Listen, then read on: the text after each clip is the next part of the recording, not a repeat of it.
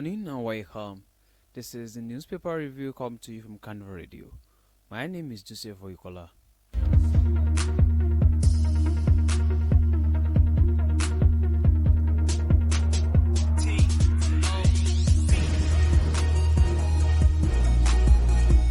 And here are the headlines. Claim 600 Hajj pilgrims absconded in Saudi Arabia force, says Nakon.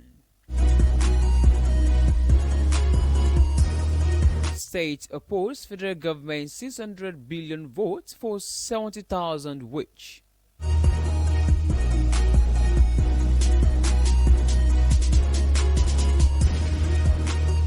Enugu covers 2,640 ghost pensioners, pays 7,000 retirees.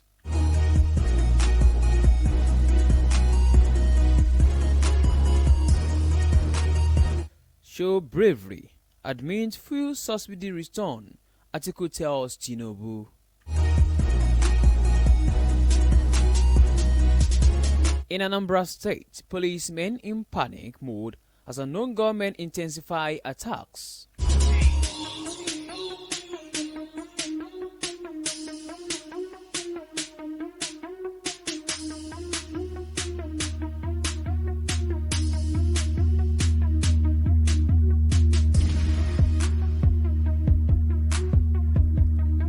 Now the news in details. Former Vice President Atiku Abubakar on Monday challenged President Bola Tinubu to be brave and admit the return of fuel subsidy months after the president declared that subsidy was gone. Atiku was lost to Tinubu in the 2023 presidential election, insisted that fuel subsidy had returned and alleging that it has become an ever wider conduit pipe through which money for funding the 2027 election will come from. The ex-vice president stated this in a statement released on Sunday by his media head, Frank Shahibu.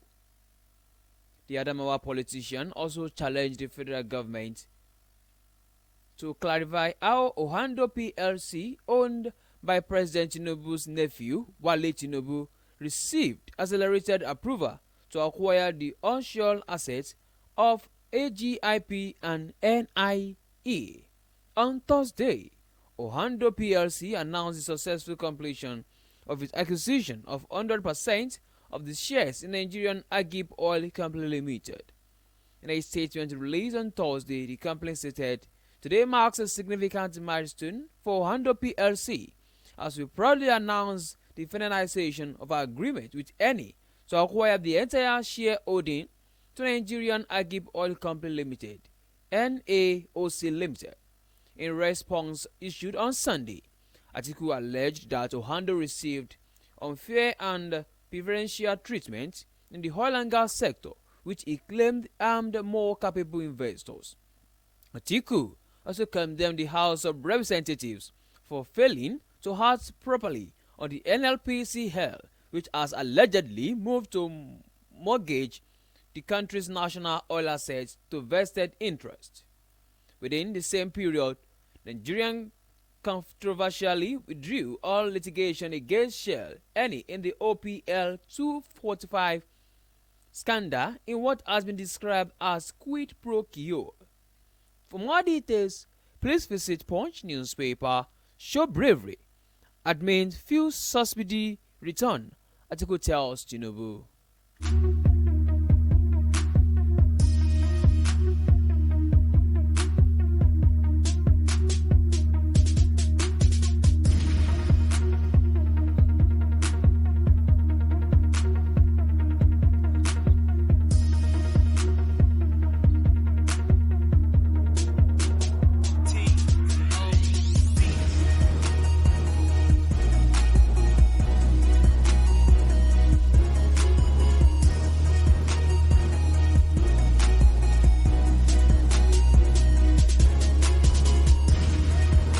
Meanwhile, the National Arts Commission of Nigeria has denied claims that over 600 Nigerian pilgrims remain in Saudi Arabia after performing lesser Hajj in the country. Former Kaduna Central Senator Seun Sani, in a tweet on his official X, formerly Twitter, and on Saturday made the claim, raising concerns about the Saudi authorities tightening visa rules. However, NACON's Deputy Director of Public Affairs, Fatima Usara, denied the claims, noting that neither the Saudi or Nigerian authorities had a record of such persons. Senator Sani's claim comes days after President Bola Tinubu sacked the former chairman of the Hajj Commission, Jalal Arabi, over alleged mismanagement and diversion of 9 billion Hajj subsidy funds provided by the government. The newsman reports that 57,477 pilgrims from Nigeria attended the recently concluded Hajj exercise in Jeddah and Mina, after paying a total of 6.9 million to perform the religious exercise. While the inaugural flight for the 2024 Hajj exercise departed the Sir Ahmadu Bello International Airport in Kebbi with 422 pilgrims on May 15, 2024. The final return flight landed in Ilorin, Kwara State with 286 pilgrims on July 16, 2024. Senator Sani's claim would imply that all 600 pilgrims have remained in Saudi Arabia for about 6 weeks since the end of pilgrimage exercise. Meanwhile, a former Grand Qadi in the Kwara State Sharia Court of Appeal, Justice Abdullahi Harun, retired, has urged the federal government to ensure a thorough probe of the 90 billion naira Hajj subsidy mismanagement. The retired jurist said as a guest of the King of Saudi Arabia during the just concluded Hajj rite, some pilgrims convicted in him that they were paid $200 instead of $500 as a traveling allowance. For more details, please visit Vanguard newspaper. Claims 600 Hajj pilgrims absconded in Saudi Arabia force, says NACON.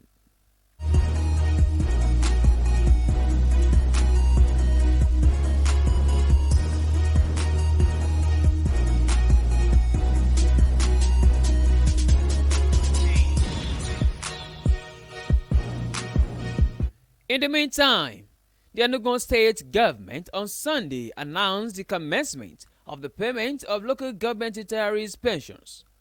A statement by the secretary to the state government, Professor Chidiebere Oyiha, said over 7,000 eligible pensioners had received their payment following a thorough biometric verification process. Oyiha said the verification exercise conducted by the local government pensioners biometric verification committee had identified and eliminated 2,740 ghost and deceased pensioners who were still receiving payment. The move was part of the administration's effort to clear outstanding pensions and gratuities inherited from previous governments, ensuring that legitimate retirees receive their deserved benefit, the statement indicated. He added that a total of 7,109 local government pensioners received monthly payment of close to ½ billion naira in July, including 989 newly captured entrants who retired between April 2022 and April 2024 but were not accommodated in the pension scheme. The SSG, who frowned on the level of fraud in the pension system, said the record provided by the local government pensions board indicated that the state had been paying over 8,760 local government retirees as of April 2024 against the 7,109 verified pensioners. Reiterating the government's commitment to clearing all pension arrears, Oyiha stressed that the payment mode adopted by the state would guarantee that backlogs were phased out within the timeline set by the government. For more details, please visit Daily Post newspaper.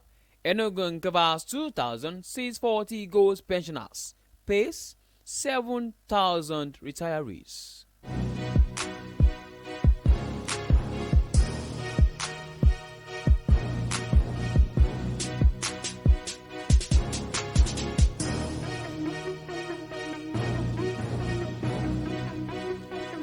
In another news, representatives of state government at the last Federation Accounts Allocation Committee meeting have bemoaned the decision by the federal government to save additional revenue for the payment of the new minimum wage.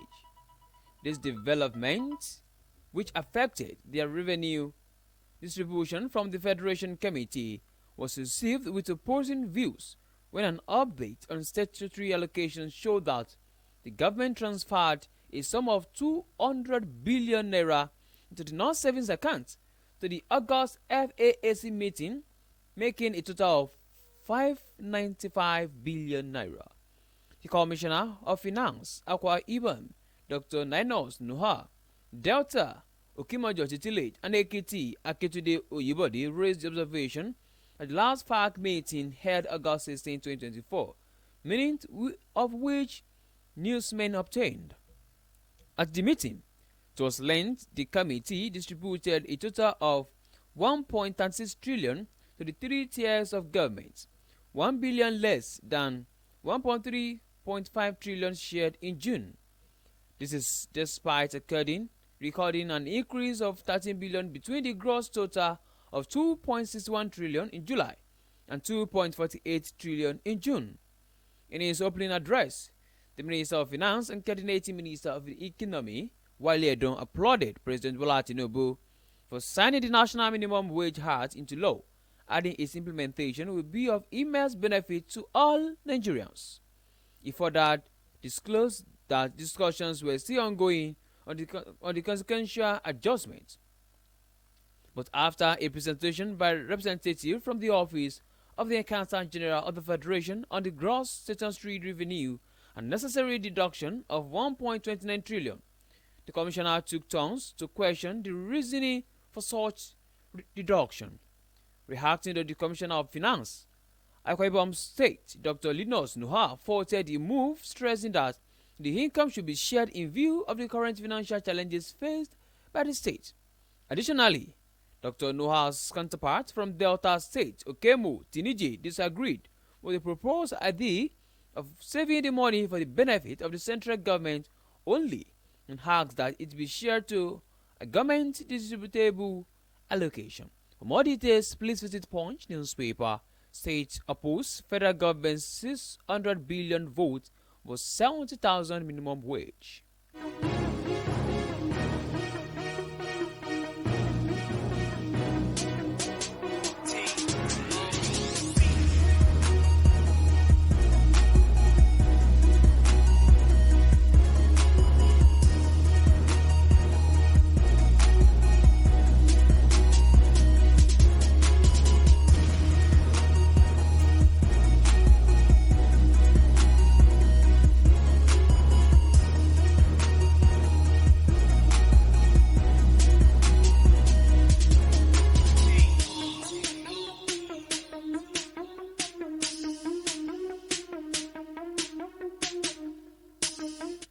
In another development, government masquerading as section leads have intensified their attacks on security operatives in Anambra State.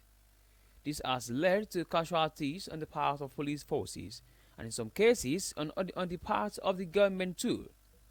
Two recent attacks have shown that those behind the attacks are not relenting.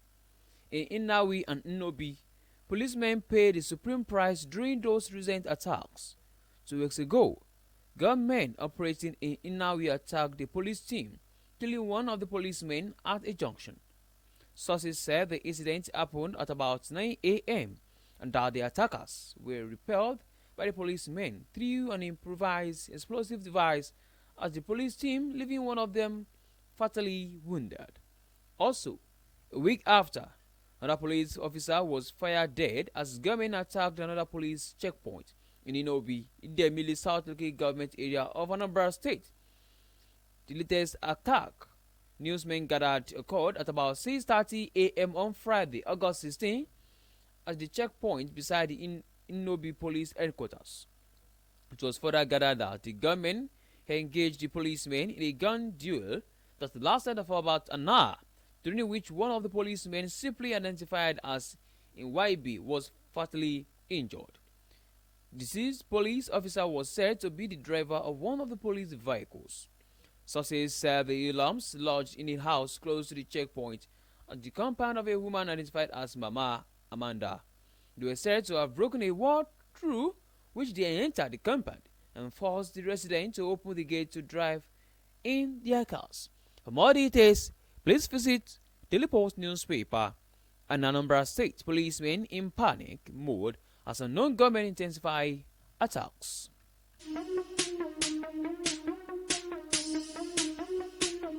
And with that, this is the recap of headlines.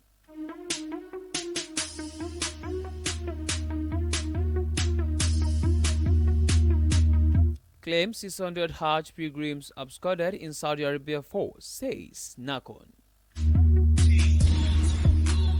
State opposed federal government 600 billion votes for 70,000 wage.